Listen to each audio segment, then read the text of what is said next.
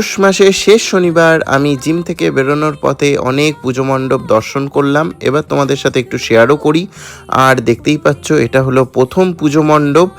আর এখানে একটাই কথা বলতে চাই যে কৃষ্ণনগরের যে কোনো পুজো হোক, যে আর মায়েদের গায়ে সোনা রূপো থাকবেই থাকবে। সেটা তোমরা কম বেশি এখনও অবধি আমার ব্লগে দেখে বুঝতেই পেরেছো। এটা ছিল সেকেন্ড মণ্ডপ যেখানে যজ্ঞ চলছে, আর এটা হলো থার্ড একটা পূজা মণ্ডপ। আর মায়ের মুখগুলো দেখো, সব জায়গায় মায়েদের মুখগুলো একবার জাস্ট তোমরা লক্ষ্য করো। আর বাড়ি ঢোকার পথে এইটা ছিল আমার পাড়ার একটি পূজা মণ্ডপ, অপূর্ব সুন্দর লাইটিং করেছে দেখতেই পাচ্ছ। আর ওই যে মণ্ডপ, আর এত লাইটিং কি যে ভালো লাগছে। আর এটা যেন এখন একটা উৎসবের মতো হয়ে গেছে। আর কৃষ্ণনগরবাসীর কাছে পৌষ কালী পুজো সত্যিই একটা উৎসবের মতো।